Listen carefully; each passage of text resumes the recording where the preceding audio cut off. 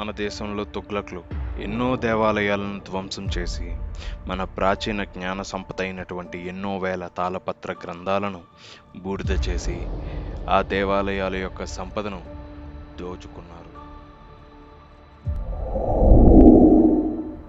ఇప్పుడు ఈ కథ 1946 డిసెంబర్లో మొదలైంది. బ్రిటిషర్లు ఒకవైపు, మన స్వాతంత్ర పౌరులు ఒకవైపు. మన దేశ డిఫెన్స్ అధినేత నేతాజీ సుభాష్ చంద్రబోస్ వ్యాఖ్యానాలతో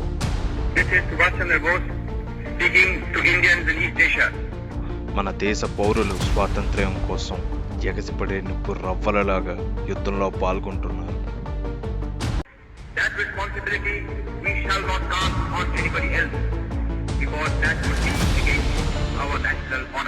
ఆ సమయంలో అప్పటి బ్రిటిష్ జనరల్ అయిన లార్డ్ వెవెల్ తన సహచరుడు ఫ్లింగోని పిలిచి ఒక రహస్య ఉత్తర్వు జారీ చేస్తాడు. జనరల్ ఆదేశం ప్రకారం ఆ సహచరుడు ఫ్లింగో దేవాలయాలను పడగొట్టి వాటి సంపదను దోచుకోవటం ఆరంభిస్తాడు.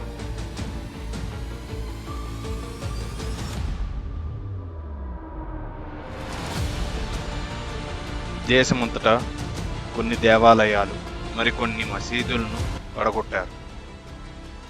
అసిస్టెంట్ జనరల్ అయిన రాయ్స్ దేవాలయాలను పడగొట్టి తీసుకొచ్చిన ధనాన్ని బ్రిటన్కు తరలిస్తూ ఉండగా, అదే సమయంలో రాయ్స్కి ఒక గాజు ఎంతో ఆకర్షణీయంగా కనిపిస్తుంది. ఆ క్షణం రాయ్స్కి ఆకర్షణీయంగా కనిపించిన ఆ గాజుని తన భార్య అయినటువంటి క్లారాకు బహుకరించాలని ఆ గాజును మరియు మూటను ఇంటికి తీసుకుని వచ్చి బీరువాలో పెట్టి మళ్ళీ తరలించే పని కోసం కోటకు వెళ్తాడు. ఇదంతా గమనించిన ఇంటి పనివాడు ఆ గాజును మరియు మూటను దొంగిలించి అక్కడ నుంచి గర్భవతి అయిన తన భార్యను తీసుకుని వేరే ఊరికి వెళ్ళిపోతాడు.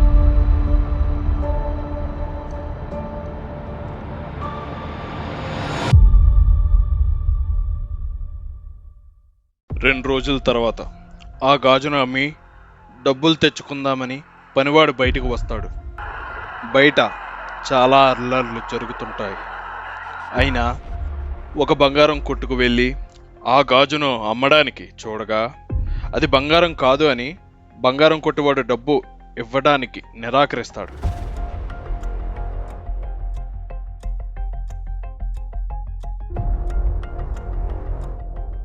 నిరాశ చెందిన పనివాడు తన తలదాచుకున్న ఇంటికి వస్తుంటే దారిలో ఇద్దరు బ్రిటిషర్లు మాటల్లో అసిస్టెంట్ జనరల్ రాయ్స్, అతని భార్య మరణించిన విషయం తెలుస్తుంది. కంగారుగా పరిగెడుతూ తన చోటుకు చేరుకుంటాడు. కానీ మరొక నిరాశ తనని వెంటాడుతుంది. తన తలదాచుకున్న చోట బ్రిటిష్ పోలీసులు పనివాడ రాకకై కాపు కాస్తుంటారు. వాళ్ళకి కనిపించకుండా ఇంటి వెనక నుండి లోపలికి ప్రవేశించగా తన ప్రయత్నం విఫలమైంది. వాళ్ళు బ్రిటిషర్లకు చిక్కుతారు. వాళ్ళను బ్రిటిషర్లు రాయ్స్ మరణంలో నిందితులుగా వీళ్ళని కొట్టుకుంటూ తీసుకువెళ్తారు. ఆ దెబ్బల్ని తట్టుకోలేక ఇద్దరు అక్కడే మృతి చెందుతారు. ఇదంతా గమనించిన కల్వార్ ఎవరంటే అతడు ఒక దొంగ. బ్రిటిష్ రహస్యాలను దొంగిలించి భారతదేశ స్వాతంత్ర్య పౌరుల సంఘానికి పని చేస్తుంటాడు. కల్వార్ చాలాసార్లు ఆజాద్ ఫౌజేకు సమాచారం ఇచ్చాడు. కల్వార్ ఇచ్చిన సమాచారంతో ఎందరో భారతదేశ పౌరులు ఎన్నోసార్లు ప్రాణాలతో తప్పించుకుంటూ భారతదేశాన్ని కాపాడుకుంటూ వస్తున్నారు. ప్రస్తుతం ఆ ఇద్దరి మరణం చూసిన కల్వార్ బాధలో నిస్సహాయ స్థితిలో ఉండిపోయాడు. కానీ కల్వార్ మదిలో ఒక ఆలోచన మొదలైంది. అది అమలు చేయటానికి రాత్రి వరకు వేచి ఉంటారు. రాత్రి అయింది. కల్వార్ ఒక ముసలివాడి వేషంలో ఆ పనివాడి తలదాచుకున్న ఇంటికి వెళ్ళి సోదా చేశాడు.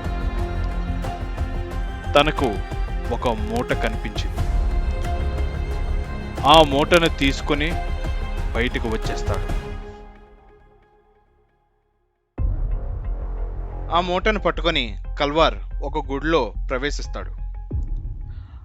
ఆ గుడిలో ఈశాన్యం దిశలో ఉన్న స్తంభాల మధ్య కూర్చొని ఆ మూటలో ఏముందని వెతకసాగాడు. అలా వెతుకుతున్న కల్వార్కు ఆశ్చర్యపోయేలా కొన్ని నిజాలు దొరుకుతాయి. మొదట ఒక పుస్తకం, దానిపై శ్రీరంగం స్థల పురాణం అని రాసి ఉంటుంది. రెండవది తాళపత్ర గ్రంథాలు, అక్షరాలు సరిగ్గా లేక మరియు సగం ఖాళీ ఉంటుంది. మరి మూడవది ఒక గాజు, దానిని దీర్ఘంగా చూస్తూ పక్కన పెడతాడు. నాలుగవది ఆ గుడి నిర్మాణ చిత్రపటం, దాని కింద ఆంగ్లంలో వే టు ద ట్రోవ్ అని రాసి ఉంటుంది.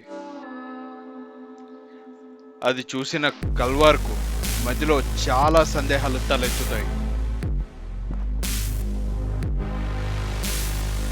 తాళపత్ర గ్రంథాల కోసం బ్రిటిషర్లు ఎందుకు వెతుకుతున్నారు? అసలు తాళపత్ర గ్రంథాల్లో ఏముంది? ఈ గాజుకు శ్రీరంగం గుడికి ఉన్న సంబంధం ఏమిటి? అసలు ఈ గాజు ఎవరిది? 1776లో కూల్చేసిన శ్రీరంగం దేవాలయం బ్లూ ప్రింట్ తాళపత్రాలు ఇక్కడికి ఎలా వచ్చాయి? అసలు బ్రిటిషర్లు ఈ బ్లూ ప్రింట్ పై వే టు ద ట్రోవ్ అని ఎందుకు రాశారు?